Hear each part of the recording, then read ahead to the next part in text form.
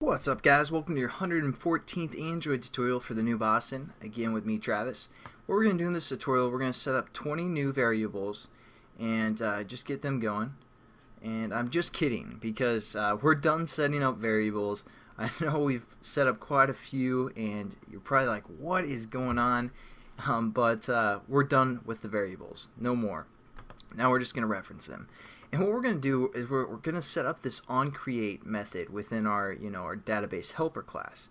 And this is basically going to create our database for us. So let's just get into it. We're going to learn a little bit about SQL programming. Not much though, but a little bit.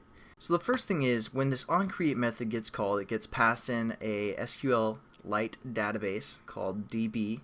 And we're actually going to access that database and execute some SQL code.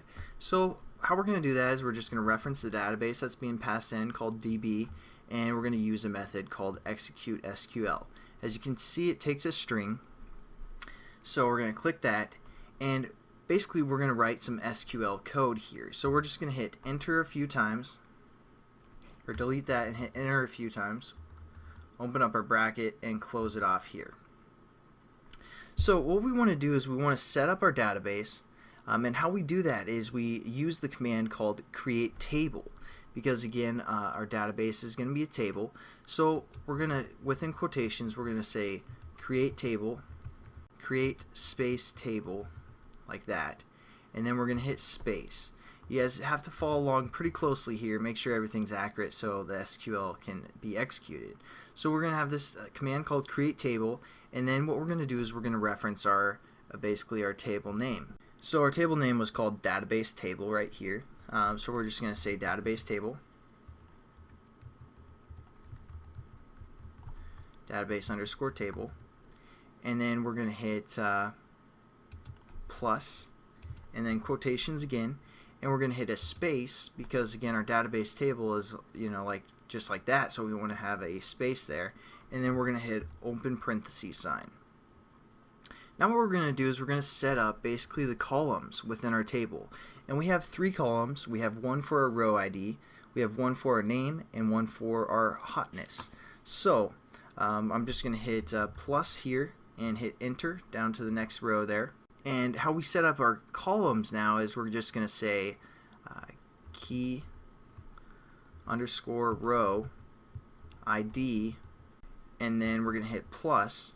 And basically how SQL works is we set up our our column, and then we tell it what kind of column it needs to be, what type of variable that is, what we're working with. So we're going to say plus and then quotation space, and we're going to say integer. So integer, and because our columns, even though it's defined as a string up above here, basically we're going to use this as an integer because it's going to be row 1, row 2, row 3, etc. And what we also want to do is every time we enter a new row, we want to add 1 to the row ID. So it'll be like row 1, 2, 3, etc. And we do that by saying primary key, because this is basically how we're going to access all of our rows by the whatever number it is. So it's going to be the primary key, and we're going to say auto increment, comma, space.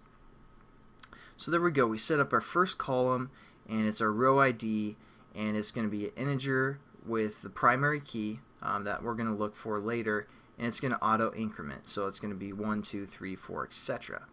And now what we're going to do is we're going to say we're basically going to set up our second column. So again, you had a comma, space, in quotations, plus, and then we need to set up our second column, which we called key underscore name.